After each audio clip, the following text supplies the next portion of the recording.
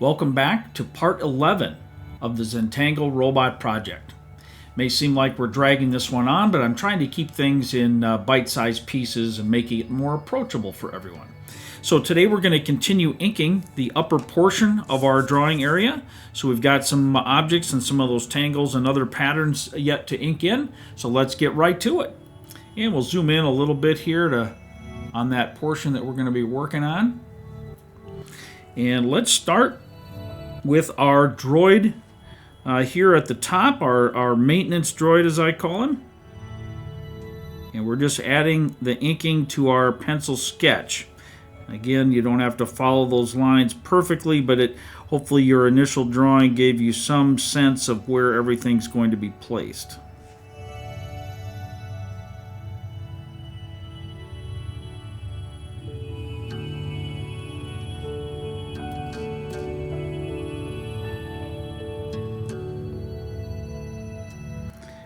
All of these shapes are very simple, curved and orbed and straight lines, nothing extravagant here. So it should be fairly simple as you ink in these shapes to continue creating your science fiction robot drawing here.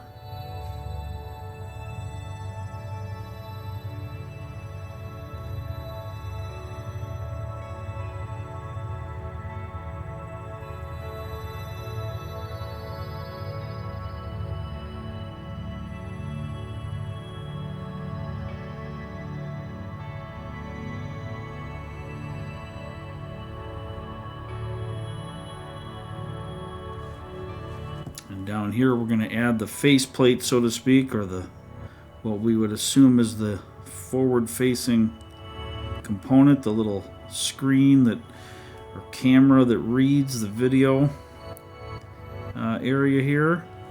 And so we're going to draw a little like a sine wave that will give that impression of something just about like that. We'll draw our bottom area, this little flange area where the propulsion system is taking care of business. And we'll just add a few little marks along here as well. Now we're going to add additional details to the rest of our drawing as well. And when we do the shading and so forth, we'll also add a few pen details. But for today, we're just focused on inking in these basics. So now let's look at this back part up here. We're going to add a couple additional tangles here, but we want to kind of know where they're going. But we're not going to draw that horizon line quite yet because we want to draw in front of that. But we're going to do, let me get the sample here of showing you what we're doing. We're going to do this tangle right here into this background and add a few of those elements. So what we'll do is we'll start one way back here, and I'm going to draw this relatively small. And keep in mind when you draw, when there's something far in the distance, the amount of detail that you see of it is going to be reduced.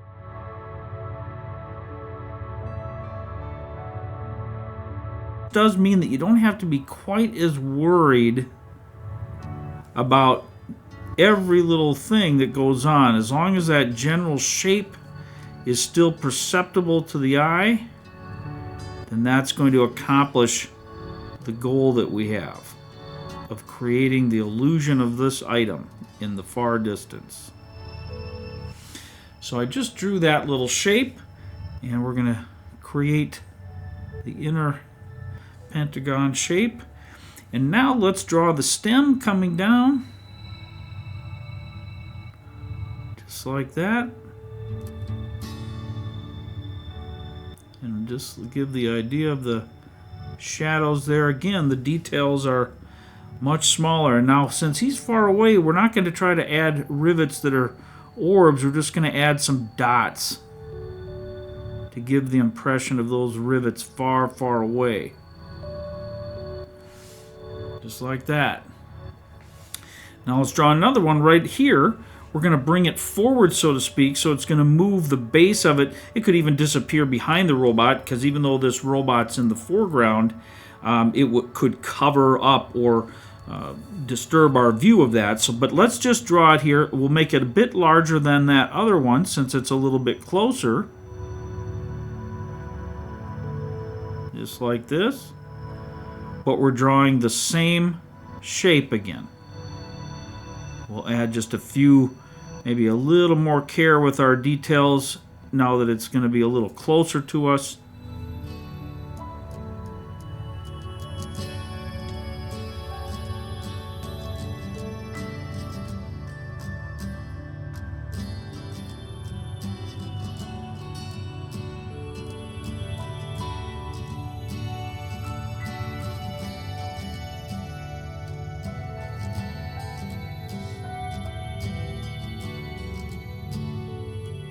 Okay, and now let's draw the support here.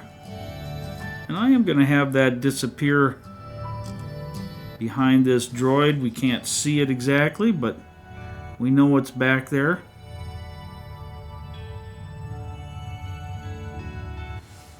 Just like that. Now here we can add little curves that might show a little more detail like those rivets, but we're still not seeing everything like a perfect circle there.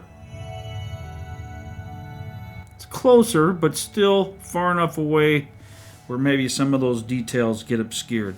And now I'm going to add an additional one. I did my sketch over here, but I'm going to bring it up like this a little bit. So it's going to disappear behind this robot, at least the stem is, but I'm going to draw it larger than this one now, because it's even closer to us. We can imagine that these are quite large trees, or maybe they're mechanical objects that were created by this robot culture here.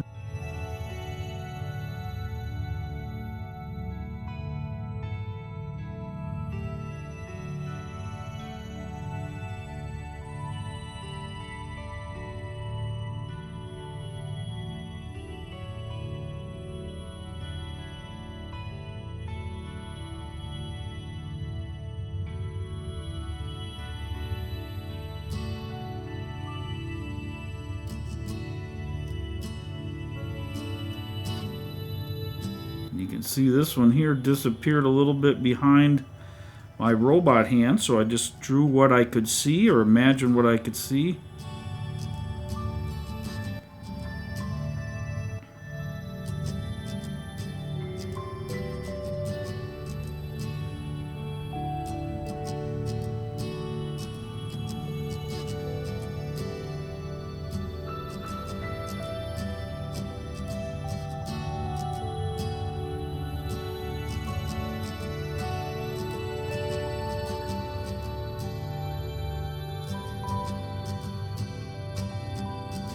Each of these will have an orb that we're going to draw in the center here. And again, we'll add some details with those coming up. So now we've got that. So I'm going to also draw just a little bit of an indicator of where that ground might be. And now let's look here at our background. Let's do this now. So our horizon line, we're going to create it right about here. And it doesn't have to be perfectly straight, but we want to continue it along behind these objects that we've already placed there. And now let's add this little river that we've sketched in before. So I'm going to bring this in.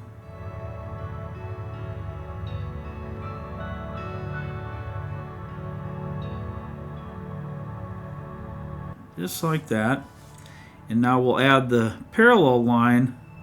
Remember, as it gets closer to us, it gets larger, or wider, I should say, as it comes across, just like that. Okay?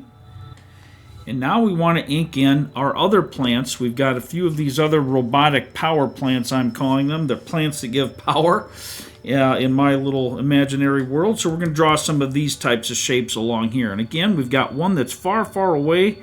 So I'm going to go ahead and just draw a couple small circles that I can use to connect this distant one here. and then I'm just going to make that plant.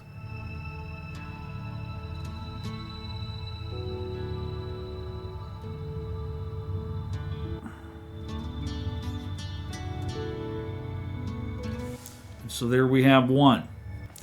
And now I'm going to put another one about in here. So I'm going to draw some of those orb shapes that will become the tree.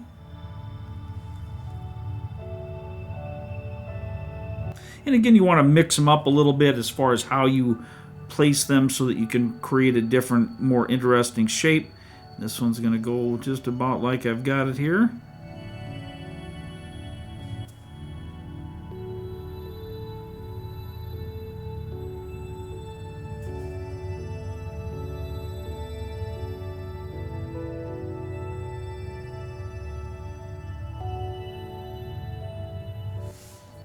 All right, and let's bring another one in, maybe in here. Let's do this one a little more in here, and then we can bring one up this way too from behind. So let's do that. We'll just add a simple one right here.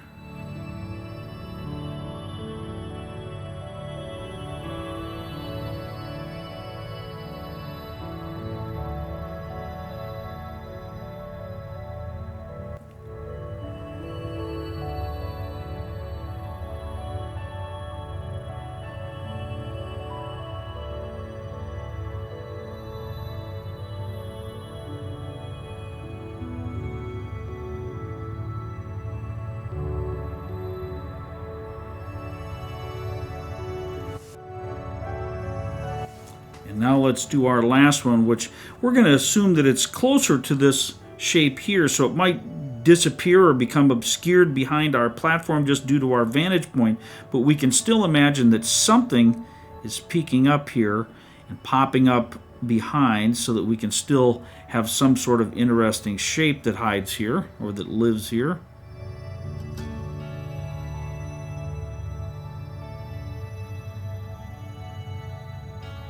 Let's see, we'll bring up the base from down like this. And of course, you can do yours any way you'd like.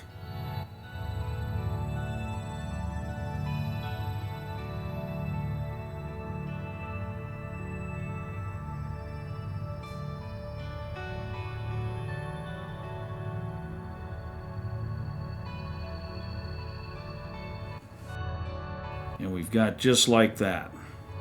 And now lastly, we want to add our outline or our top line for our mountain. Now let me just show you something here on a separate sheet of paper. So what we're going to do is going to create a squiggly line. I'm just going to do a sloppy one here. And then based on that, where those peaks are, we're going to bring a line down like this. And we can add additional peaks to that that will give our mountain some kind of a more interesting shape there in the background. I did a kind of a sloppy one here, but you get the idea. And then by simply inking in certain portions of this, we can give the impression of shadows that are produced by the jaggedness of those rocks, and that creates that illusion of dimensionality to those mountains in the background. This is a very sloppy example, but you can kind of see that's what we're going to do.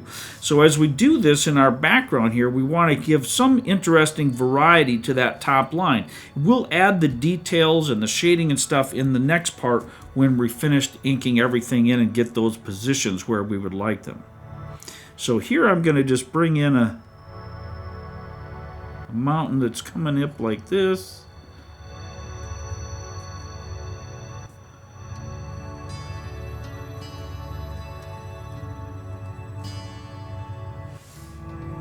Just something like that. And now since we're here, let's go ahead and we'll create other little jagged lines that come across these mountains and try to understand or think, not understand, try to think about how you want these lines to convey the shape of your mountain ridge up here.